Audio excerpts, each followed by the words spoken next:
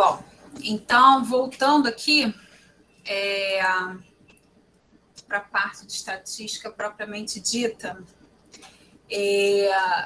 uma das coisas que normalmente, né, a gente tem de discussão é essa questão da indução, se ela é um problema ou solução.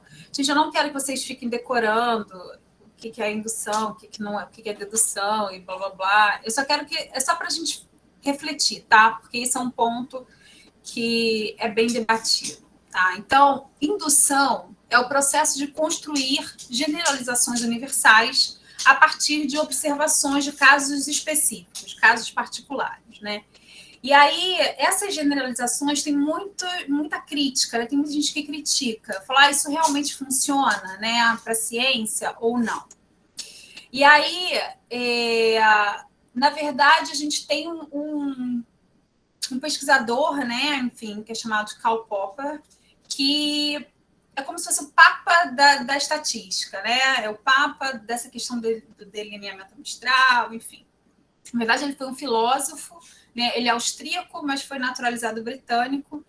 E ele foi quem realmente colocou a questão do racionalismo crítico, né? Porque antes as pessoas ficavam, né, naquela filosofia, falando e achando. E ele veio muito para a questão, ele trouxe a ciência, essa questão da estatística, da ciência, para uma coisa mais prática, né? Então, ele muito. E esse racionalismo crítico que ele trouxe veio junto com uma crítica muito forte a esse método indutivo, tá? E a forma como a ciência estava sendo feita até então. Então, assim, por que ele critica tanto a indução, né? Porque, assim, por mais que um evento ele, às vezes, até venha se repetindo ao longo do tempo, né? Nada garante que ele vai se repetir no momento seguinte. Então, a gente tem um exemplo clássico, que é o exemplo do Sol, né? Então, assim, o Sol, mesmo o Sol tendo nascido todos os dias passados, né, desde a sua existência, a gente não pode deduzir logicamente que seja uma condição necessária que ele vai nascer para sempre, tá? Então, assim, a gente sabe que o Sol é uma estrela ordinária, né? Ele é um reator nuclear que libera energia quando os átomos de hidrogênio vão se fundindo para formar o hélio. E o que acontece? Isso, por ser, né, uma estrela, ele tem um tempo de vida, né? Então, após cerca de 10 bilhões de anos, espera-se que todo o combustível de hidrogênio do Sol se esgote e essa estrela e a estrela morra, né? Como o Sol é uma estrela de meia idade, né? A gente pode pensar que daqui a 5 bilhões de anos, né, em alguma manhã, o Sol pode não nascer mais, né? Então, se você fosse um cientista e iniciasse suas observações nesse exato momento, daqui a 5 bilhões de anos para frente, né, no futuro, a sua estimativa de probabilidade do Sol nascer, de repente, seria zero. Então, assim, você ficar nessa questão da indução, muitos pesquisadores criticam, dizendo que, será que isso realmente faz algum sentido ou não faz algum sentido, né? Então, a probabilidade do Sol nascer a cada dia é realmente de 1, né? De 100%, né? Enfim, então é aquilo, né? A gente pode dizer que é de um pouco menos de 1%, né? De 1, enfim, é de 1 agora e daqui a, sei lá, a 5 bilhões de anos vai ser de 0. Então, são coisas que, enfim, quem trabalha com ciência e gosta de trabalhar com fatos mais concretos, incomoda um pouco essa questão da indução, tá? Então, assim, por mais que um evento venha se repetindo, nada garante que ele vai se repetir no momento seguinte. Então, quem gosta mais da parte da dedução, diz que a verdade da conclusão é sempre provisória. Então, você conclui uma coisa agora, né, em ciência, mas tem coisas que dependem de eventos futuros. Pode ser que as coisas não mudem, mas pode ser que mudem, dependendo das variáveis que vão vir, das mudanças que vão ocorrer, tá? Então, tem gente que acha que a indução está baseada na expectativa e não na lógica, tá? Então, assim, por exemplo, às vezes alguns medicamentos que eram usados com sucesso e super, né, eram super importantes numa determinada época, em outros eles se tornam extremamente vilões, tá? Então, né, enfim. Em 54, por exemplo, a talidomida era usada como sedativo, né? E aí, em 61, quase 10 anos depois, descobriu que a talidomida causava má formação em fetos e foi retirada do mercado. E aí, assim, ela foi usada em outras doenças, como hanseníase, AIDS, lúpus, enfim, né? Câncer, transplante de medula. Ela é usada para outras coisas, mas não mais como sedativo. Mas mesmo sabendo que ela causava má formação em 61, no Brasil ela só foi proibida para mulheres em idade fértil em 97. Então, assim, mais de 30 anos depois. Então, olha quanto estrago. Isso ainda foi feito já se sabendo que ela causava esse tipo de coisa, né? Então, assim, é isso, né? A gente, o que é bom, o que funciona, o que a gente está vendo nesse exato momento, não necessariamente vai ser algo que vai ser usado mais para frente, tá? Que vai manter da mesma forma. Um exemplo, assim, sobre expectativa, né, e não indução. Tem pessoas que têm a maioria das pessoas tem o coração do lado esquerdo, né? Só que algumas pessoas têm o coração deslocado um pouquinho mais para a direita, né? Então, assim, o padrão é as pessoas terem 2 rins, mas tem pessoas que nascem só com um rim. Então, assim, existe uma expectativa do coração estar do lado esquerdo, mas não necessariamente isso vai ser sempre verdadeiro, né? Então, a gente não pode taxar as coisas sempre como verdade. Só um minutinho, que esse barulhinho deve estar incomodando vocês. Espera aí.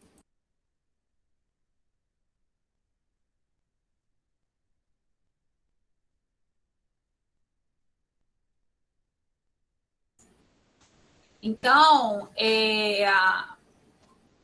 então a gente não pode induzir, né? Dizer que aquilo ali vai acontecer realmente daquela forma sempre, tá? Então, alguns pesquisadores dizem que indução traz conclusões incertas e que a dedução traria, então, conclusões mais sólidas, né? Mas a verdade é que a gente pode ter alguma certeza, né, em ciência, né? Então, segundo Popper, a gente pode ter certeza que é aquilo que eu estava falando com vocês antes, quando a gente nega alguma coisa, né?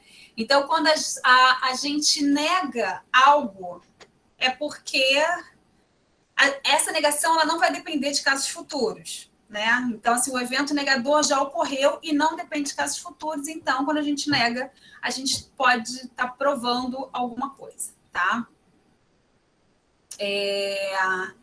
Claro que a gente tem outros pesquisadores que são contra, né, que criticam essa abordagem do Popper sobre a questão da indução, né? Inclusive, ele fala que a função da indução não é produzir conclusões verdadeiras, né?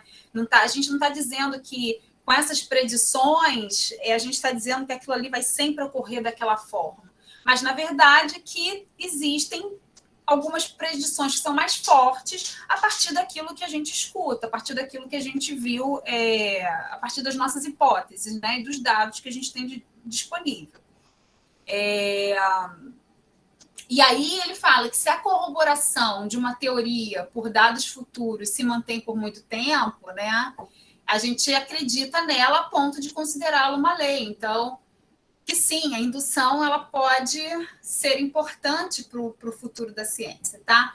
Então, um exemplo seria a questão das modelagens, né? Quando a gente cria previsões, né? Que nem as modelagens para mudanças climáticas. Então, é claro que se algum fator mudar, essas previsões elas vão ser diferentes, né? Mas a gente consegue, a partir dos dados que a gente tem atuais, fazer essas projeções com diferentes cenários, né? Então, você tem cenários que são mais amenos, cenários que são mais severos, como que isso se comportaria, tá? Então, a gente consegue fazer previsões, né? Lembrando que as mudanças climáticas são, na verdade, uma intensificação do efeito estufa, que é um evento natural, né? Onde a radiação infravermelha, que era para sair, parte que era para voltar para o espaço, ela continua retida na atmosfera, gerando aumento de calor. E aí, um exemplo dessas projeções, né? Tem um artigo que saiu em 2016, né?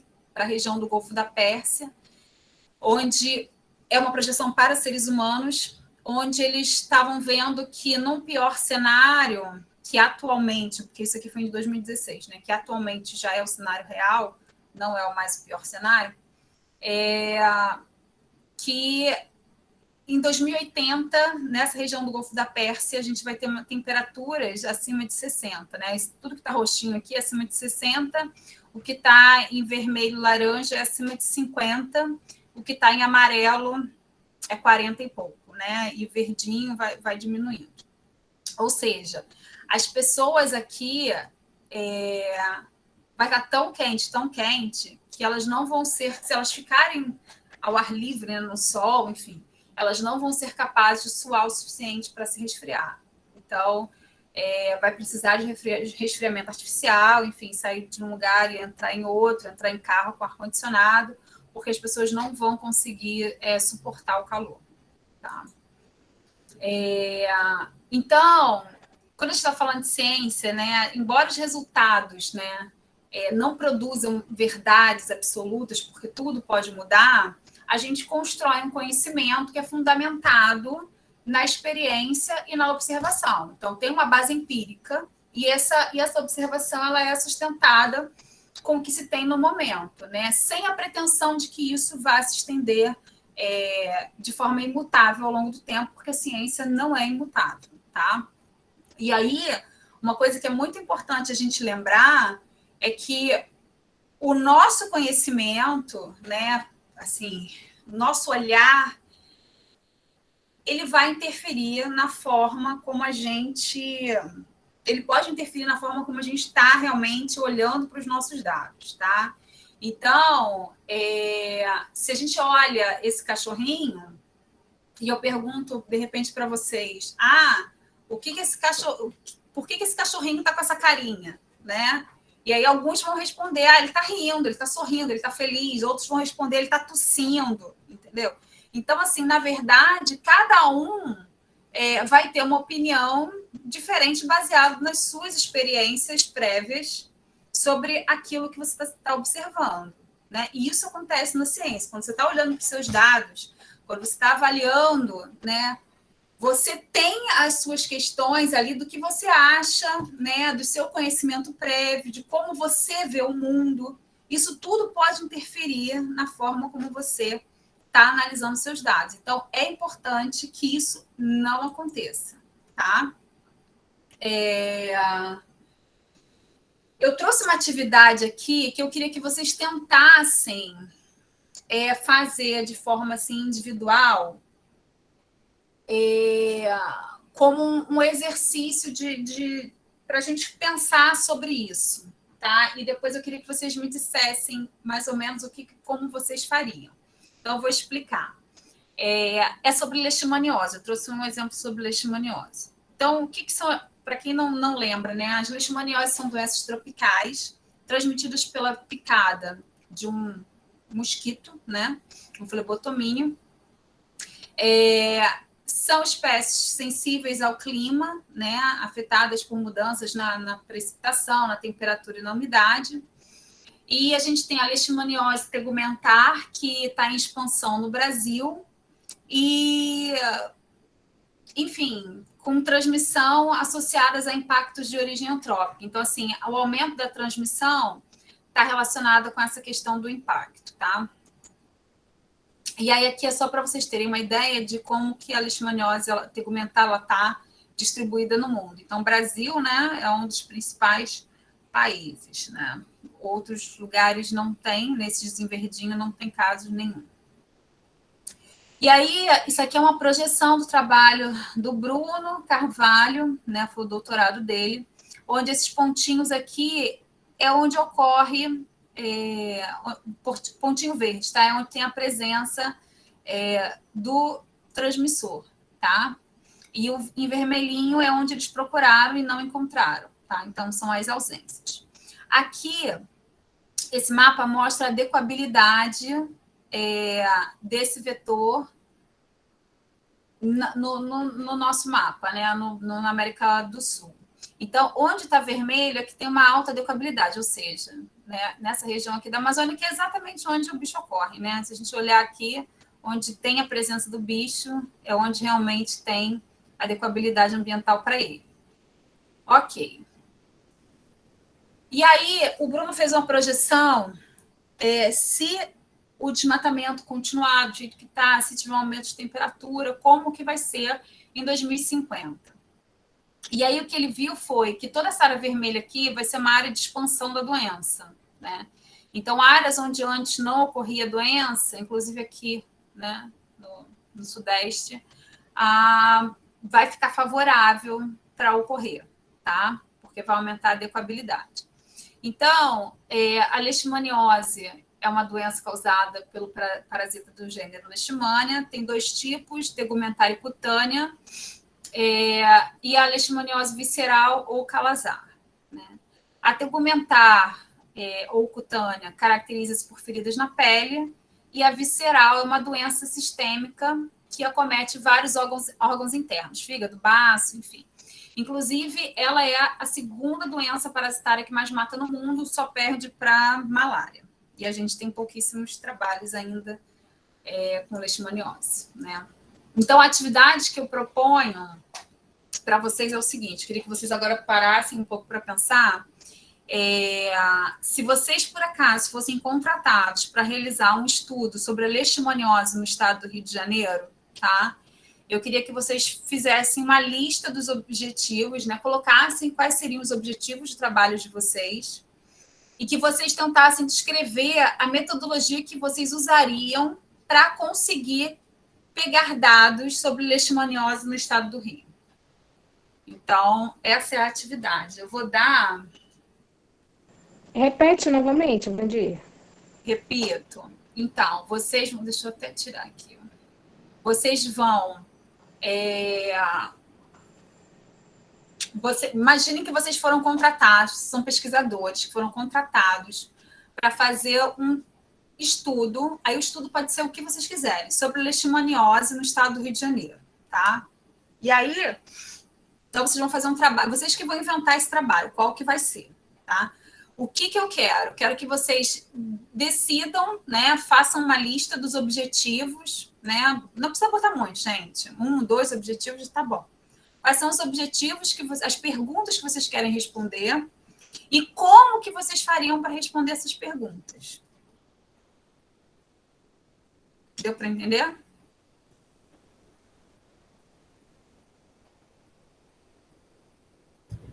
Pode ser qualquer coisa dentro de leishmaniose. Pode ser qualquer coisa dentro de leishmaniose, como vocês quiserem. Ok. Tá? Eu vou dar... vou explicar de novo, que a Bianca não entendeu. Então, assim, Bianca, imagina que assim, você está tendo... Imagina que está tendo um surto de leishmaniose no estado do Rio. E aí você foi contratada para entender melhor o que está acontecendo. E aí você precisa traçar um objetivo, né? O que você...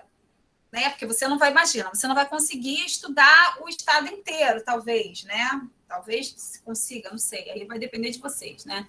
Mas, enfim, vocês têm que pensar assim, que perguntas você quer responder, né? O que é mais importante você saber nesse momento e como você vai fazer para coletar esses dados. Não, eu quero que vocês escrevam isso, vocês aí pensem, peguem um papel, escrevam, entendeu? E eu vou dar um tempo para vocês e depois eu quero discutir com vocês que cada um, de repente não vai dar para todo mundo falar, mas um ou outro, para a gente poder ver como que... Lembra que a gente tem vários tipos de estudos, né? Tem relato de caso, tem estudo de coortes, enfim. Vocês podem pensar assim, o que vocês querem, como que vocês gostariam de fazer esse trabalho, o que vocês acham mais importante, porque assim, existem 1000 formas de fazer, né? E 1000 coisas para coletar. Mas vocês precisam eu quero que vocês façam o exercício de pensar no que vocês acham que seria mais importante e como vocês fariam isso, tá? Deu para entender agora?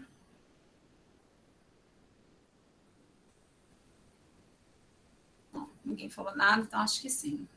Então, olha só, são 10 para as 7.